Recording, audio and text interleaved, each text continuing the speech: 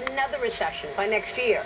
The man is David Rosenberg. He's chief economist and strategist at Gluskin Sheff and Associates. He joins us now to talk about his latest prediction. Plus, we're talking about the outlook for the Fed as policymakers meet for their two-day meeting tomorrow. David, good to see you. Thanks so much for joining us.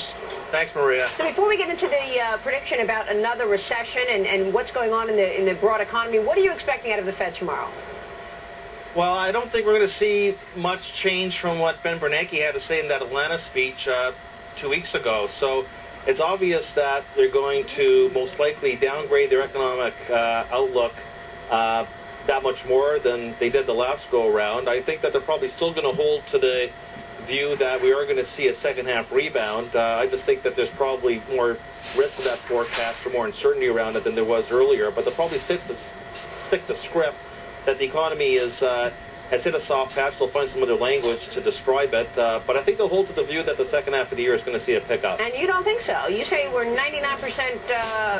you're 99% sure that another recession will happen by the end of next year. What brings you to that conclusion? Well, 99 is a nice round number to begin with. But, I think we have to be honest with ourselves.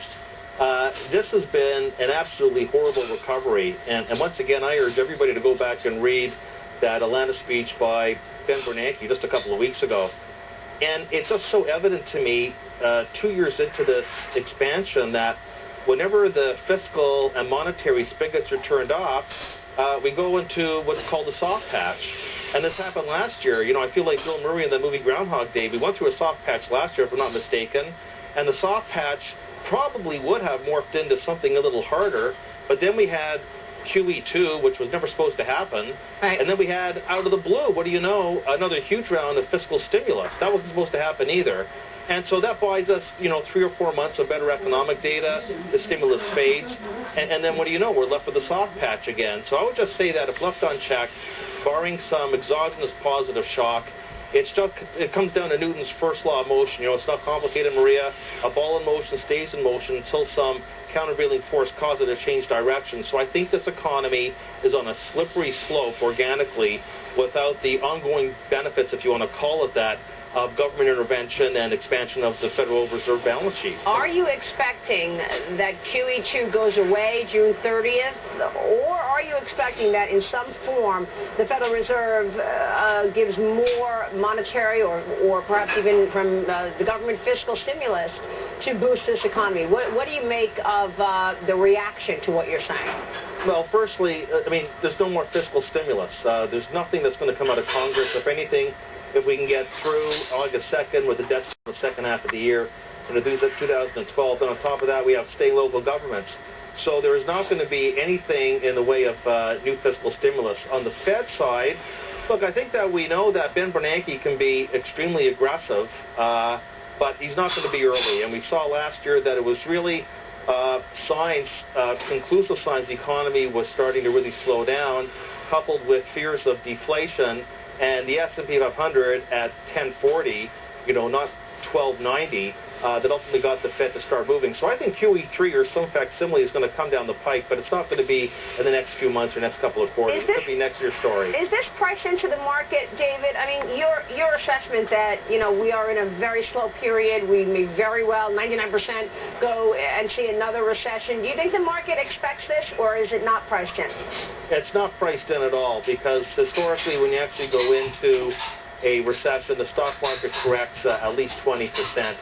And so, we go up 100% from the trough to the peak, and then we go down 7%, and everybody's knuckles start to get white. But no, I can't say that the market is priced for recession. There's not many other people really calling for it.